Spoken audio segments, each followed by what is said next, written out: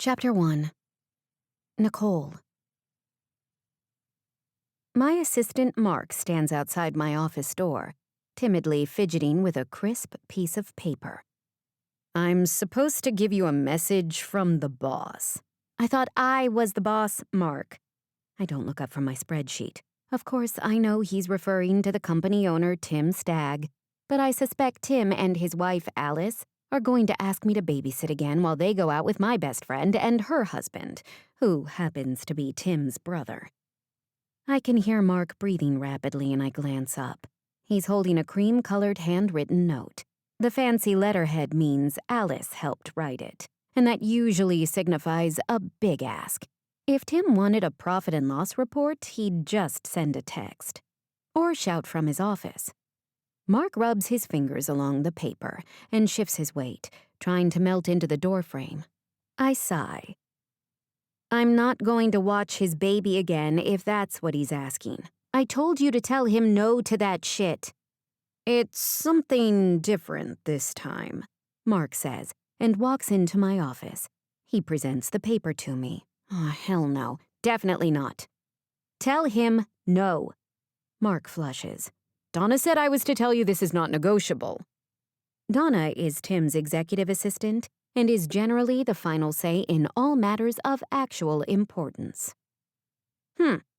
I read it again. "Nicole, you will join the Stag Law Marathon Relay Team to compete in the Pittsburgh Marathon on Sunday, May 2nd. We will produce a faster collective time than Beltane Engineering. Alice will be adjusting meals accordingly. Participation is not optional. T.S.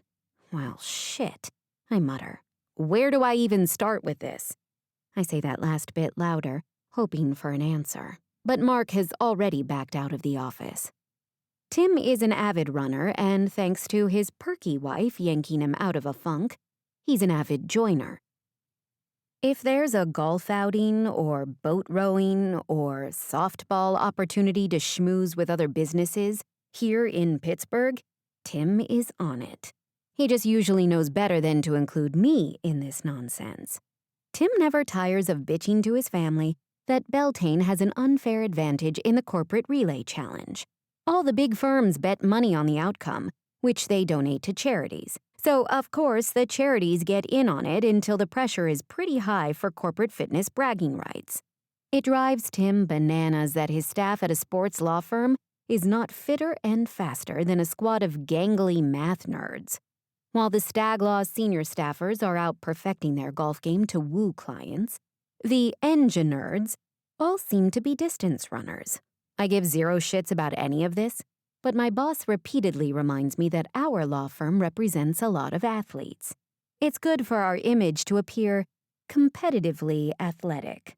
Then he reminds me that, as his director of strategy, I'm the one who said that last bit about our image. Both of Tim's brothers are huge runners, too. So Tim keeps trying to sneak them on the payroll so they count for our corporate teams. I point out that there's no way to cook the books to include a retired pro hockey player or a world-renowned glass artist on a law firm's roster. I look down at my legs. Thick and solid. They will absolutely catch my phone if I drop it while I'm sitting on the toilet. But running? Do I have a treadmill desk in my office? Sure. But that's mostly so I can angry pace while I'm on the phone. I am not what you might call a runner. I am also not what you might call a person who exercises. I think back to all the times my mother insisted I go to the gym, or go running to slim down, and how violently I had refused to do anything of the kind. There's a war inside me, where one side is raging against my mother's body shaming, and the other side is recoiling from anyone, including my subconscious, telling me I can't do something. I bite my lip. I consider the options. I remind myself that Tim is not my mother, and that his request here is fully related to his own dumb pride, and has nothing to do with him wanting me to fit into any sort of mold of what anyone says a woman should look like. I sigh and weigh my options, deciding I need to call my best friend to figure out why in the hell Tim thought I'd do this. I look at the time. and figure it's late enough in the morning that I can call my best friend without pulling her out of some sort of baby nap. Emma is married to Tim's brother, Thatcher, and the whole damn herd of stags is about as fertile as a pack of rabbits. She and Thatcher just had their second bunny in as many years. Since my family are a bunch of assholes and I'm not giving up any of my precious time with Emma, I've become an honorary stag family member. Tim is still my boss, though. We do work to keep each other at a bit of a distance. Him because he has control issues, and me because he reminds me of my hyper-controlling parents. It's different with Emma, though. I pretend to be a grouch about her babies, but I know how many health struggles she overcame to get them here. Hell, I helped her find the right doctors for her epilepsy when we lived together in college. Emma's phone rings and rings. I'm about to hang up in frustration when she picks up on the 10th ring. "Nick," she whisper yells. "I got them both to sleep at the same time." If I pretend to be excited for you, can we skip ahead to my drama? I am excited for Emma. I know how important sleep is for her, and how rarely her kids succumb to this state. She knows I'm just fucking with her. I have an image to maintain after all. "Spill," she says, louder now, and I can hear her walking down the hall of her house. I fill her in on Tim's memo, and she laughs loudly. "He was just over here complaining about the marathon again yesterday. You know how he gets about not winning." I do, but how did he determine that I am the great curvaceous hope for Stag Law? I mean, isn't his wife the next logical step? Each of the corporate teams is supposed to include at least one person who identifies as female. We don't exactly have a ton of women working here at Stag Law, something I've been working on ever since I arrived a year ago. Tim's wife is the corporate chef here, and I know she at least exercises occasionally. I've seen her in actual running clothes in the past. "Well," Emma says with her mouth full of something. She must be trying to cram in a meal before her fawns wake up. "If I tell you, you can't tell them you know." Fuck a duck. Is she pregnant again? What's that? 4 for them? 5? Emma laughs. 3, Nicole. Tim and Alice will have 3 kids. She's angling for 4 and he wants to stop at 3, if you care about the family debates. I do not care about this debate. Like I said, I'm keeping some distance. "Is there anyone else at work who can do this?" I mutter, as if Emma would know the answer. I mentally scroll through the other female employees, and can see why Tim sent me this invite. The rest are all knocking on retirement's door. Or pregnant. I sigh. "Will you come with me to buy some workout clothes? That seems like the sort of thing I have to try on in person." "Ooh, a trip to the mall is a great idea. I need bath fizzies for once I'm allowed to submerge again. Pick me up at 6? I make plans to go shopping with Emma, promising that I'll be nice to the baby when I pick them up. I'm not actually a monster. I am glad my friend found her perfect life partner, and have admitted that the two of them owe it to humanity to reproduce their sexy genes. I just don't know anything about kids, and they make me nervous. Like I might break them or fuck them up as much as my parents did me. I look up the details of the race online. I'll have to run 5 miles. In a row. I don't know if I can do that. That's more than 3 times the distance from my house to my office, and I don't even walk that far each day. Can people really run that far without stopping? "Mark!" I shout for him to come back. He pops his head around the doorframe again. "Can you get me a coach or something? What's it even called when someone shows you how to run?" Mark's face breaks into a relieved grin. "That's the good news," he gleams. "Mr. Stag also forwarded me a schedule for training events. He has a whole series of memos about team building and workplace morale and cardiovascular— Yeah, I get it. Shit, Mark. Do you know how my ass is going to look at a team jog? Don't answer that." He backs out of the office again. Mark emails me the schedule and training information for the relay team. Is Tim serious with this bullshit? The training program starts this month, in January. It's not like I have an empire to run or anything. We all have plenty of time for speed work and zone dieting, whatever the hell that is. The good news about all of this is that the city finally finished work on that recreation path along the river. My townhouse in Lawrenceville is at least walking distance from the running path, so I don't have to run along the sidewalk while all the hipsters stand in line for ramen and barbecue. Still, though, running in the snow translates to Tim Stagg giving me another raise. I pull up the company calendar app and pencil myself in for a meeting with the CEO. Chapter 2. Zack. It's cold and there's a crowd here for the group training run. I hate crowds. My brother Liam leans a sneakered foot up on the tailgate of my truck, stretching his hamstring in the parking lot while the sky figures out if it's going to snow or just look foreboding all day. Tell me again why we're doing this? Liam just growls, and I join him in the stretch. Our father jogs up in an electric blue tracksuit he probably bought in Cuba when it wasn't legal for Americans to travel there. Hope you drank your protein shakes, boys, he says, slapping Liam on the ass. Corporate team training starts right here, right now. Gotta maintain that Beltane legacy. I roll my eyes, not bothering to point out that I have no intention of competing for the company relay team in this year's marathon. We have this discussion every year, and every year I am bullied into running with my extended family. Meanwhile, I've never even gotten to run the full marathon in my hometown. The relay takes place at the same time, with the long-distance runners blending in with relayers who switch out every 5 miles or so. I always feel like an asshole on the 4th or 5th section, starting on fresh legs while the runners around me have been pounding the pavement for 20 miles. I feel like I want to explain to all of them that I'm actually a full marathoner. I just have to drive to other cities and run their marathons to feel their masochistic, amazing pain. Dad catches my scowl, and he says, to sweeten the pot, I'll cover the New York Marathon registration fee, since a relay leg isn't nearly challenging enough for my Brady boys. My cousin Orla coughs and glares at my dad. Right, Brady Family, he says, clapping her on the shoulder. Well, it hardly counts as a challenge for you, dear.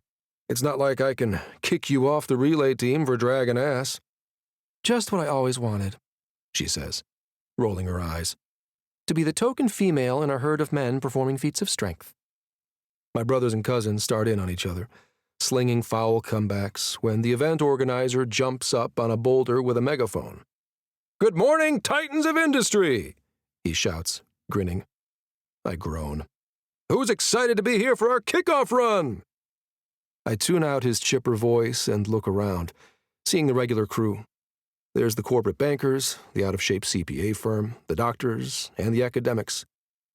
And then I do a double take, fixated on a mop of chestnut hair swirling in the gray light. I cannot stop staring at the woman shivering off to the side with a group of scrawny lawyers from Stag Law. I see their boss stretching his quads, wearing headphones, ready to gallop down the path as soon as the whistle blows. I feel one of my brothers punch my shoulder. Ouch!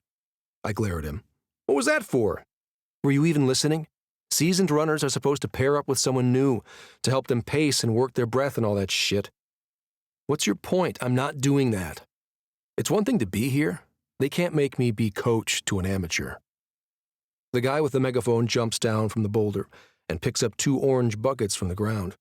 Climbing back onto his perch, he shouts, Your group leaders have taken the liberty of identifying team members who are beginners, and those with a bit more experience and wisdom to share today. He starts reaching into the buckets and calling out names, pairing people at random. This is what it's all about, he says. I feel my blood pounding in my ears. I watch as people awkwardly team up and start off jogging or stretching. A small voice inside me wants to get stuck with the woman over there, with all the hair. That voice is coming straight from my dick, who keeps reminding me how nice it would be to run right behind her, staring at that round ass moving down the path. Shut up, I muttered to my junk, as if it actually had said those things out loud. Some of the pairs are doing secret handshake moves and laughing. This is like a nightmare for me. But then I hear the organizer say, Zack Brady, you're going to be helping to coach your new best friend, Nicole Kennedy! Nicole Kennedy does indeed turn out to be the woman with out-of-control hair and ice-green eyes. She's short and curvy, and looks like she's never run a day in her life. My family members all flip me the bird as they tear off down the trail. Apparently, there were way more experts than beginners needing a coach. Dad gives me a grin, and then Nicole and I are in a standoff, waiting to see who will approach whom first. She stands with her legs spread wide, arms crossed, eyes seeming to say, "I do not make the first move in these situations." I roll my eyes and approach her. "Isaac Brady," I say. "Zack." I offer her my hand, and she raises an eyebrow, keeping both hands on her rounded hips. God, I love when women wear tight leggings to go running. Jesus, the ass on this woman. What the fuck am I doing here? "So, we're doing this, I guess," I say. "What's your typical pace?" She cocks a brow at me. "If I knew what typical pace meant, I wouldn't be in the beginner group, would I?" So that's how this is going to go, I guess. "Okay," I say, gesturing down the trail. "Today's run is 2 miles, and the plan is to do a steady pace, so why don't you start running at a pace where you feel comfortable talking?" "Talking? How will I know if it's a comfortable talking pace?" This is going to be harder than I thought. You're going to have to talk to me to test it out. This gets, if not exactly a smile, at least an amused expression. I get a definite no-nonsense, don't-fuck-with-me vibe from Miss Nicole Kennedy. I like it. I don't want to be fucked with either. We start running, faster than I thought we'd go. Everything she's wearing looks brand new, like she went out shopping for this experience. Certain she's going to burn out, I test the waters and talk to her. "Tell me how you wound up here today." She falls into step beside me and snaps that her boss is making her be here.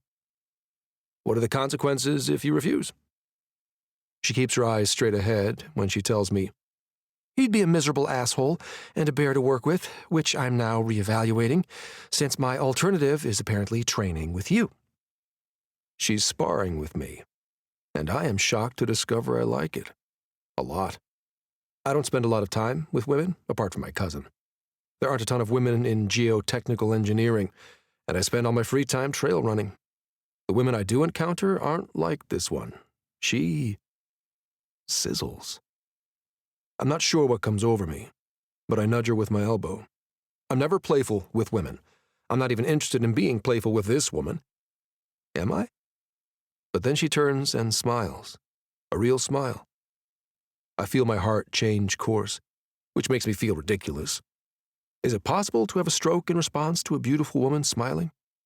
I speed up a bit to course correct, just to see if she can keep up. "Still able to talk?" "Fuck this shit," she huffs, her breath coming out in white puffs of condensation. "Happy?" I grin. I am happy. She might be complaining about a January run. Who wouldn't? But she's not quitting. She's not slowing. She's just grouchy about it. I hear her breath coming a little faster, but we're a mile in at this point. "We're almost at the turnaround," I say, and sure enough, we start to see runners headed back from their training loop. "Oh, shit," I mutter, noticing my brothers. "Hey now," Cal says, stopping on the path and causing Liam to crash into him. Orla runs on ahead like she doesn't know any of us, my dad hot on her tail. "Don't fall behind, Cal. You know better than this," Dad says. "Who's your new training buddy?" Cal pivots on the path and starts running next to Nicole, who is starting to sweat. I try not to stare at the sheen on her upper lip, despite the frigid air outside. She is probably wearing too many layers. Shit, now I'm thinking about peeling her out of her layers. I can't stop picturing her round ass and thick thighs melting out of those leggings. I start wondering how heavy her breasts would feel in my hands when I zipped her out of her fleece. "Nicole Kennedy," she says, offering a hand to Cal. It's good to hear she can still talk. "Reluctant relay runner, in training." "Well, we've got that in common," Cal says, falling into step beside her.